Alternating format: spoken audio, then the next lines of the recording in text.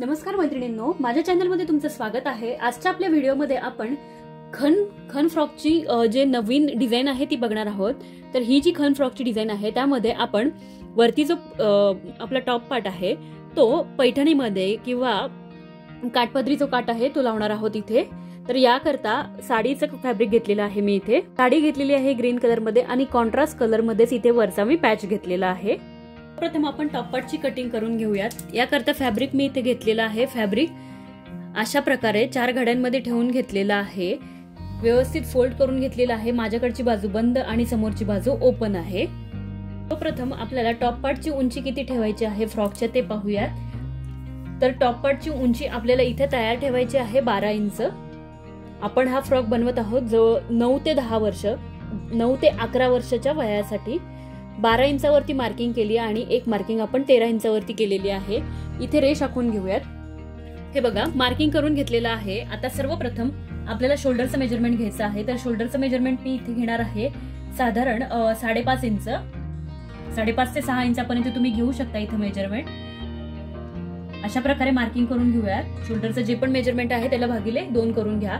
तिथूनच खाली आपण एक मार्किंग करणार आहोत 6 इंच आर्महोल साठी।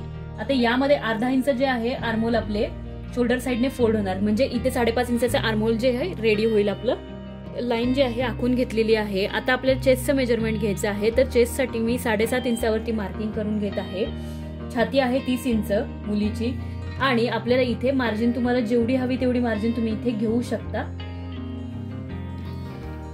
इथे घ्यायचं आहे सर्वप्रथम आपल्याला वेस्टचं मेजरमेंट साठी इथे मी 7 इंचावरती मार्किंग करून घेत आहे। 28 वेस्ट आहे। हे सगळं लुजिंग मधलं मेजरमेंट आहे। अगदी घट्ट असं फिट आपण इथे मेजरमेंट घेतलेलं नाहीये। आता हे जे पॉइंट्स आहेत ते आपल्याला व्यवस्थित अशा पद्धतीने स्केलचा यूज करून कनेक्ट करून घ्यायचे। आता इथे मार्किंग आपण करून घेतलेली आहे मार्जिनची पण।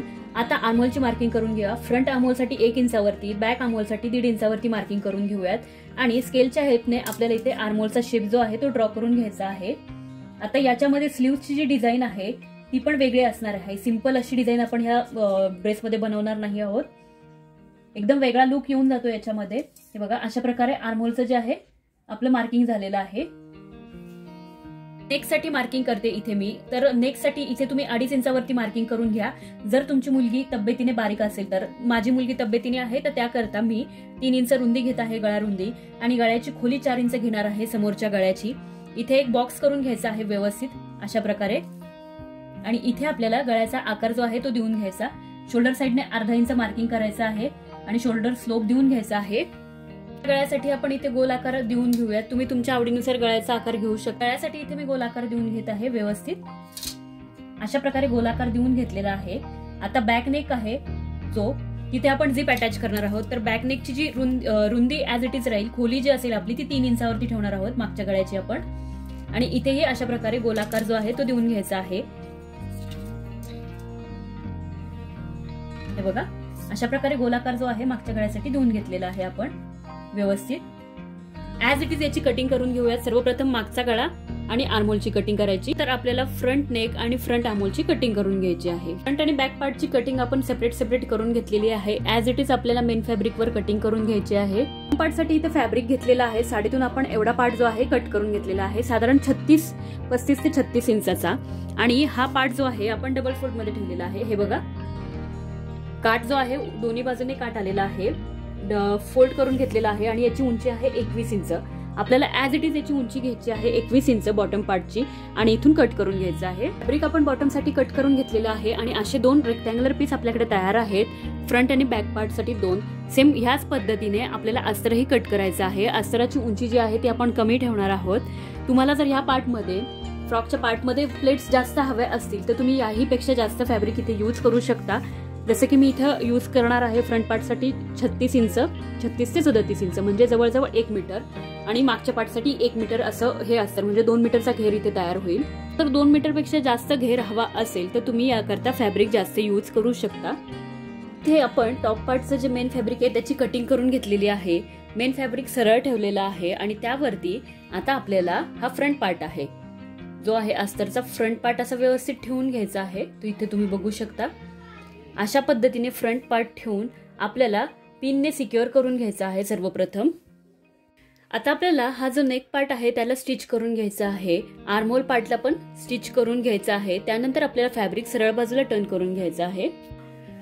आपण इथे स्टिच करून घेतलेला आहे। आता छोटे छोटे नॉचेस आपल्याला इथे नेक पार्ट वरती करून घ्यायचे आहेत। त्याचबरोबर आर्महोल पार्ट जो आहे तिथे पण आपण छोटे नॉचेस करून घेणार आहोत आणि नंतर हे फॅब्रिक आपल्याला सरळ बाजूला करून घ्यायचं आहे। फॅब्रिक आपण सरळ करून घेऊयात। सरळ बाजूला करून घेतलेला आहे। आपल्याला नेक पार्ट वरती टॉप स्टिचेस करून घ्यायचे आहेत, आर्महोल पार्ट भोवती पण टॉप स्टिचेस करून घ्यायचे आहेत। इथे तुम्ही दोन पद्धतीने ऍडजस्ट करू शकता। छोट्या छोट्या प्लेट्सही तुम्ही इथे घेऊ शकता, प्लेट्सचं डायरेक्शन एका साइडला ठेवून, आणि गॅदर्स पण करू शकता। म्हटलं आपण इथे व्यवस्थित स्टिच करून घेतलेला आहे, टॉप स्टिचेस घेतलेले आहेत। आता आपल्याला बॉटमचा फॅब्रिक घ्यायचा आहे। ही सरळ बाजू आणि ही सरळ बाजू समोरासमोर ठेवून सर्वप्रथम आपल्याला जेवढी आपण मार्जिन घेतलेली आहे तेवढा भाग जो आहे तो मार्किंग करून घ्यायचा आहे। हे बघा, इथपर्यंत जेवढी मार्जिन आहे एवढी आपण मार्जिन ठेवली, मार्किंग करून घेतलेली आहे। आता आपल्याला छोट्या छोट्या चुन्या घ्यायच्या आहेत या फ्रॉक मध्ये। हे बघा, अशा प्रकारच्या चुन्या घ्यायच्या आहेत आणि हे सर्व फॅब्रिक आपल्याला इथे या वेस्ट लाईन मध्ये अटॅच करून घ्यायचं आहे। प्लेट्सचं डायरेक्शन एका बाजूने राहील सर्व। आपला अशा प्रकारे आपण व्यवस्थित प्लेट्स घेतलेल्या आहेत, तुम्ही बघू शकता खूपच छान अशा प्लेट आलेल्या आहेत आणि छोटे छोटे आपण प्लेट घेतलेल्या आहेत। जास्त फॅब्रिक घेतलं तर प्लेट्स पण जास्त येतात, पण घेर जो आहे तो खूप वाढतो याच्यामध्ये, तर त्याकरता आपण अशा प्रकारे अशा प्लेट्स घेतलेल्या आहेत। आता आपल्याला अस्तर लावून घ्यायचं आहे। लावण्यासाठी हा पार्ट जो आहे, हे बघा फ्रॉकचा पार्ट असा उलटा करून घ्यायचा आहे अशा प्रकारे, आणि जे आपण अस्तर कट केलं होतं ते अस्तर घ्यायचं आहे। अस्तरचा बॉटम फोल्ड करून घ्या, सर्वप्रथम बॉटम फोल्ड करून घ्यायचा आणि त्यानंतर अस्तर टॉप पार्ट वरती ठेवायचा आहे। हे बघा, हा जो टॉप पार्ट आहे त्यावरती, आणि अशा प्रकारे छोट्या छोट्या चुन्या घेऊन आपल्याला हे अस्तर, जसं आपण मेन फॅब्रिक अटॅच केलं अशा प्रकारे प्लेट्स घेऊन हे अस्तर पण आपल्याला इथे स्टिच करून घ्यायचं आहे। नंतर अस्तर आपण सरळ बाजूला टर्न करून घेणार आहोत। अशा प्रकारे अस्तर जे आहे ते आपलं अटॅच झालेलं आहे। आता आपण अस्तर जे आहे ते सरळ बाजूला टर्न करून घेऊयात अशा प्रकारे, आणि फ्रॉक पण सरळ करून घेऊयात। हे बघा, एकदा दाखवते, तर अशा प्रकारे आपलं अस्तर जे आहे ते अटॅच झालेलं आहे। छान फिनिशिंग आलेली आहे आणि अस्तराची जी उंची आहे ती आपण काठापर्यंतच घेतलेली आहे, काठाचा भाग ओपन ठेवलेला आहे। तसंच आपल्याला बॅक पार्ट पण रेडी करायचा आहे। जो आहे हा बॅक पार्ट आहे, बॅक पार्टचं सेंटर करून घ्यायचं आहे। सर्वप्रथम सेंटर करून सेंटरच्या बाजूने आपण हे ओपन करून इथे झिप अटॅच करणार आहोत, आणि बाकी सर्व जी मेथड आहे ही मेन फॅब्रिकची बॉटमची जी फ्रंट पार्ट मध्ये केली सेम तसंच आपण बॅक पार्ट मध्ये करणार आहोत। फ्रंट पार्ट आपला इथे पहिल्यांदा तयार झालेला होता, त्याचप्रमाणे आपण सेम हा बॅक वाला जो पार्ट आहे तयार केलेला आहे, सेम तशाच प्लेट घेतलेल्या आहेत। प्लस इथे आपण बॅक साइडला झिप जे आहे ते अटॅच करून घेतलेली आहे व्यवस्थित फिनिशिंग मध्ये। तुम्ही सेम ह्याच प्रकारे झिप पण अटॅच करू शकता किंवा इथे बटन्सही लावू शकता। आता आपल्याला काय करायचं आहे, जे पार्ट आहे आपले फ्रंट आणि बॅक दोन्ही एकमेकांवरती ठेवून घ्यायचे आहेत अशा प्रकारे। हे बघा, व्यवस्थित हे पार्ट एकावर एक ठेवून सर्वप्रथम शोल्डरची फिटिंग करून घेऊयात आपण। आपलं इथे स्लीव्ज जे आहे त्या प्लेटेड बनवणार आहोत, तर स्लीव्ज साठी इथे मी अशा प्रकारची जी आहे स्ट्रिप तयार केलेली आहे। स्ट्रिप जी आहे तुम्ही बघू शकता डबल मध्ये आहे। ही जसा आपण बेल्ट तयार करतो फ्रॉकचा, बंद म्हणतो ज्याला, तशी बनवून घेतलेली आहे मी। डबल करून स्टिच करून घेतलेली आहे साइडने, आणि व्यवस्थित प्रेस करून घ्यायची आहे। साधारण याची जी रुंदी आहे ती 2.5 इंचापर्यंत याची रुंदी आहे। अशा 2 स्ट्रिप आपल्याला स्लीव्ज साठी हव्या आहेत। बॅक साइडला टाय करण्यासाठी बेल्टही आपण इथे बनवून घेतलेले आहेत। शोल्डर फिटिंग करून घेतलेली आहे।